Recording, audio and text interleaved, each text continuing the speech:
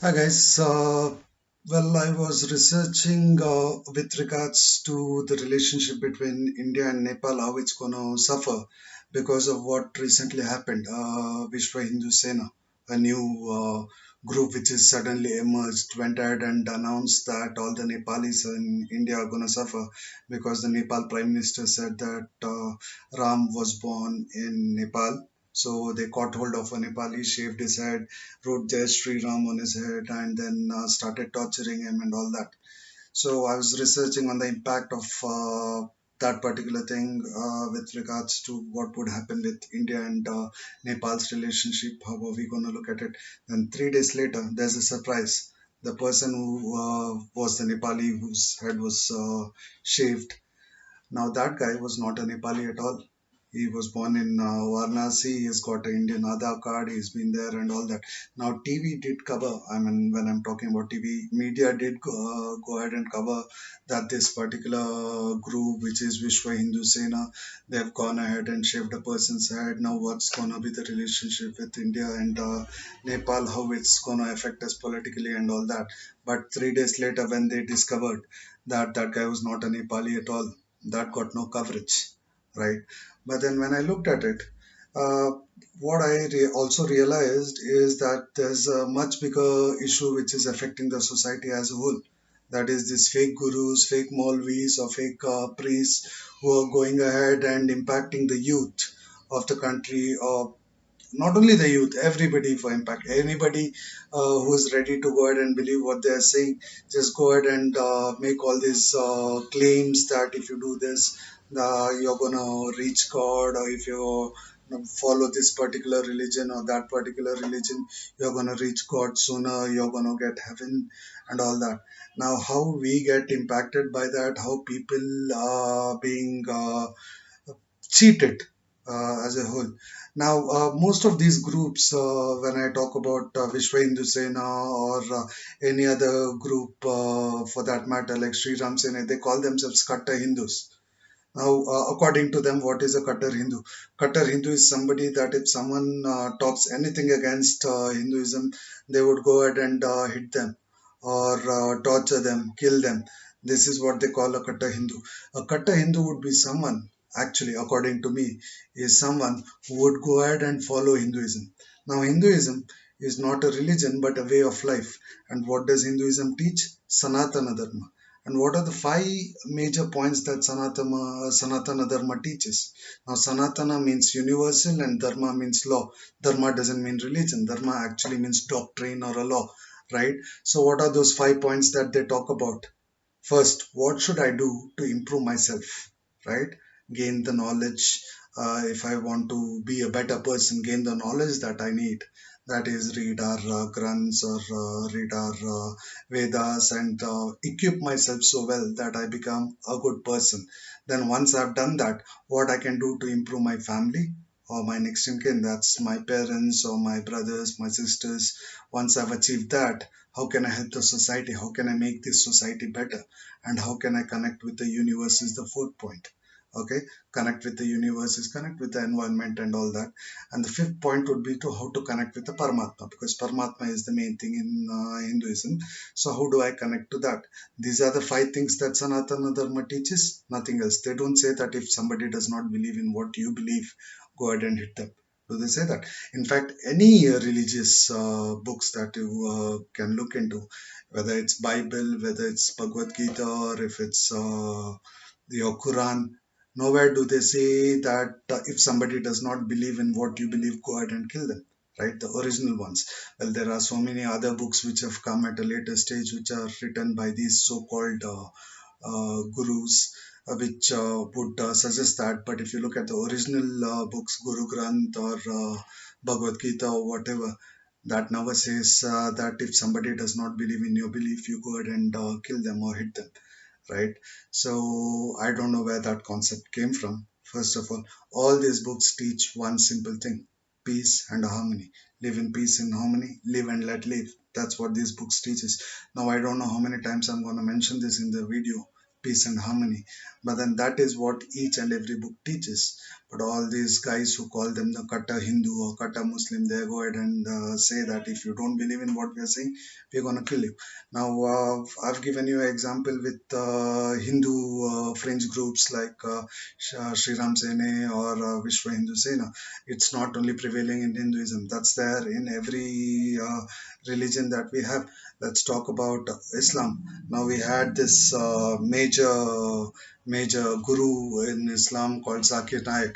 Now he's a fugitive, but 3 4 months back he was called the best guru that we had. So what I did is that I went ahead and researched most of his videos as well. Now there are two things very common on his videos. One, a person would come and ask a question, and the first thing he says is that if I answer your question to your satisfaction, would you convert to Islam? Now, according to Zakir Naik itself, and I completely believe with him as well, he says Almighty Allah is the Supreme God. Almighty Allah is the Supreme God for you. For a Hindu, it might be Shiva or Vishnu because they have a lot of options. I'm a Hindu as well, so we have a lot of options. And then for a Christian, it would be Jesus. But then he clearly says that if you don't accept Islam, then you are definitely going to hell, right? So you have to accept Islam, and only then would I answer your question. And when I answer your question to your satisfaction, would you accept to convert to Islam? And very conveniently, this particular guy, after he gets his answer, goes ahead and converts to Islam as well. But then, are they paid? Are they really a Hindu that they mention or a Christian that they mention? Is a completely different story, because now everything that he did is something that we need to question, right? But then, tell me something. If Almighty Allah or Lord Shiva or Jesus, they are gods, like all of us believe, then if 1,000 years before even I was born, that I would be born as a Hindu, because they are almighty, right? So they would know that I would be born a Hindu. So if God wanted me to be born as a Hindu or a Christian or a Muslim, he would have made sure that I was born in that religion. When they can control the entire world, one small birth would not be a difficult thing. So why should I convert to Islam or Christianity or Hinduism or anything? Why should I convert? I am here as a Hindu and you are here there as a Muslim or a Christian because your God wanted you to be. So we don't need to convert in between. So once one that is answered, when the second most important thing that Zakir Khan does is that the concept of heaven. He says that if you're following Islam, you'll go ahead and get these 72 virgins, and you would have a very peaceful life in heaven, right? So one person did come and ask him that, what if I'm a Christian or what if I'm a Hindu and I do everything good in my life? Okay, I've never done anything wrong. Will I go to heaven? So Zakir Naik says that no, what happens is there's a second level of heaven that you'll reach into. The first level are the ones for those who follow Islam, and the second level for those who are good. But then they did not follow Islam. That's why they would not get that heaven. Right now, I don't know where Zakir Naik got this from, because maybe he booked a ticket through Make My Trip and did visit both these heavens and found out that there are different level of heavens. Understand one thing, guys. Why think about a heaven which we don't know whether it exists or not, right? Today I'm a Hindu. Tomorrow, if I die, I would be burnt. If you are a Muslim or a Christian, you would be buried 6 feet under. Now, according to Hindu heaven, I'm gonna get a lot of food. I'm gonna get uh, apsaras dancing in front of me. But then, if I don't have the body because they've already burnt it, where am I going to see these apsaras dancing? How am I going to see? Because my eye itself is not there. How am I going to eat? Because my body is already burnt. Now, if you're a Muslim also or a Christian also, you're buried under 6 feet under, right? So, what are you going to do with your 72 virgins, or what are you going to do with your angels that they're flying there on the clouds? Understand one thing: we are living here. Let's make this world a heaven. That's what we have to strive for, and not for something which we don't know. Like they say, that a known devil is better than a known angel. So let's strive to make this world a better place than thinking about what I would receive when I'm dead. Okay. Now that I've addressed that fact, now let me also tell you one more thing. We found a lot of these godly men, these priests, who would come ahead and touch your head and uh, make a prayer. Suddenly, you have been a cripple throughout your life, sorry, a physically challenged person throughout your life. You have been on a wheelchair. Suddenly, he keeps his head on your, sorry, his hand on your head, and you suddenly start standing up. You start dancing, and they say, Jesus helped this miracle, right? He helped me cure you. So accept Christianity. Uh, Not only that, they have cured cancer, they have cured HIV. There's not even a single disease that these godly men have not cured. Now tell me something. Entire world is suffering with corona. Where are these godly men? Come touch on everybody's head who's got corona and go ahead and cure them. Now, why can't I find you? Now, once we find a vaccine, suddenly you'll come and claim that it was mighty Allah who helped, or Shiva who helped us find the medicine, or Jesus who helped us find the medicine. Come now, go ahead. Keep your hands on all these guys who are suffering with corona. Make your prayers, cure them, right? You can't do that. Now, everybody is hiding. Understand this. Whatever we want, it's us who'll have to do it, right? Now let me get to the solution. I did tell you at the beginning of the video that I am going to give you a solution. Solution is simple, guys. What we have to make sure is that our youth does not get infected with these gurus. And how can we do that? Now, as parents, start teaching your kids from the day they are in a stage where they can understand what your religion is, whether it's Hinduism, whether it's Christianity, whether it's Islam. Start teaching them what your religion is. Now, when I say start teaching them what your religion is, please don't teach them that if you go to astrologer, he'll tell you a puja that can be immediately sorting out your problems, or agar billi ne rasta kaat diya to you have to walk 10 steps back because it's going to be bad. No, don't teach that.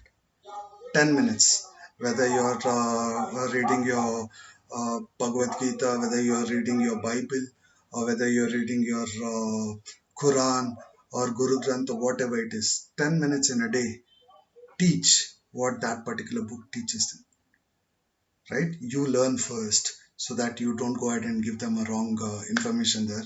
So you spend about 10 minutes to understand what each sloka or each prayer that's mentioned there tries to teach, and then go ahead and teach that to your kid. Because if we start at a young age, 10 minutes a day, I'm not asking for more, 10 minutes a day, if we start at a very young age implementing these good things, good deeds in them. Because, like I said again, peace and harmony is which every single holy book that's there in this world is going to teach, right? So teach that, and we would never have this problem with regards to facing these fake gurus who are going ahead and whitewashing, or going ahead and affecting our youth. Now we already have enough terrorists, and now we don't want a new terrorist group forming up from our youngsters. So let's spend 10 minutes. That is all I'm asking. 10 minutes every day with your kid, trying to implement what your religion teaches and not the superstitions. Thank you. And please do subscribe to my channel and like the video, and share the video as much as you can so that it can reach everybody. Now, the reason I made this channel is not to get eyeballs, because I could have gone ahead and made a video on Kangana Ranaut's interview, isn't it? Because there is a lot of leverage on YouTube on that. But what I decided when I did this channel was that I would make videos which would impact society, and I would contribute my little bit towards changing the society for good. So please do go ahead and share the video and subscribe to my channel and support me with whatever I'm trying to do here. Thank you.